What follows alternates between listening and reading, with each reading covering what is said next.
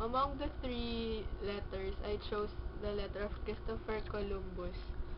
And the first letter was for Luis de Santangel, and it was regarding his first voyage. In the beginning of the letter, Christopher Columbus was saying that in 33 days he was able to pass from the Canary Islands to the Indies, and he named the islands. The first island was named San Salvador in remembrance of the Divine Majesty, which was known to the Indians which was known by the Indians as Guanahani. The second island was Isla de Santa Maria de Concepcion. The third was Fernandina. The fourth was Isabela, and the last was Isla Juana, which is now known as Cuba. He reached Juana. He sailed westward and found it to be so extensive, and he thought that it was the mainland or the province of Catayo, which was China. After about 4 miles, the coast was bearing him northward, which he wished to avoid because winter was already coming, and he proposed to make from it to the south. Then what he did was he retraced his path, and then he sent 2 men inland, and the men returned because what they found was only small hamlets and people without number. And according to the Indians, the land was nothing but an island. So after 107 leagues, Christopher Columbus followed the coast eastward, and 18 leagues from there, he saw another island and named it Hispaniola. And according to Columbus,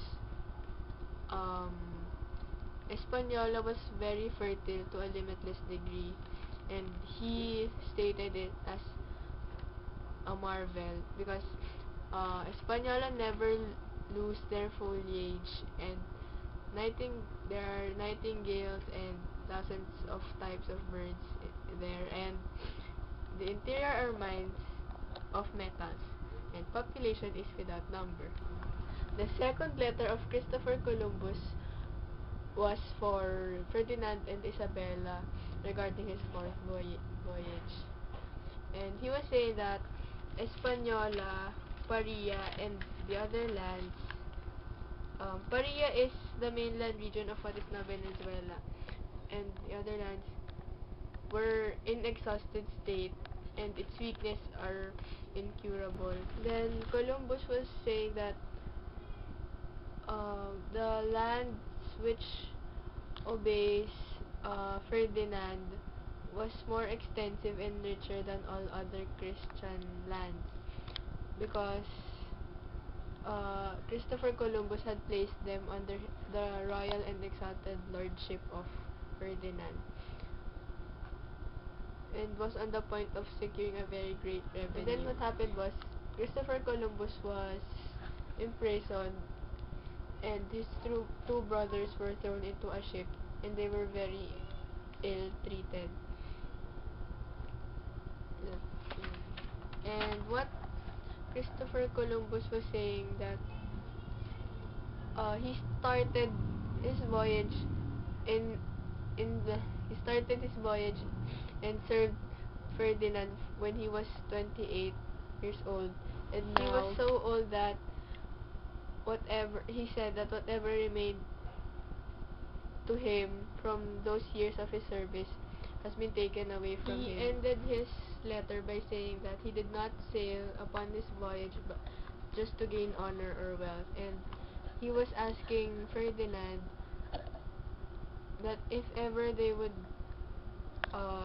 be able to arrive where Christopher Columbus was, that he would permit him to go to Rome and to other places of pilgrimage.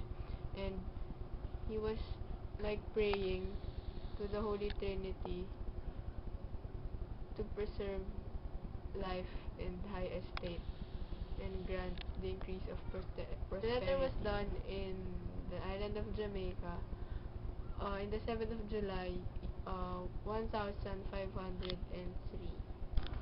The question I chose is, how does the literary text explicitly or allegorically represent various aspects of colonial oppression? In the first letter regarding the first voyage of Christopher Columbus, there was not much of colonial oppression. But in the second letter regarding his fourth voyage, um, the colonial expression was experienced by Christopher Columbus himself when when he was imprisoned. Then his two brothers were thrown into a ship, and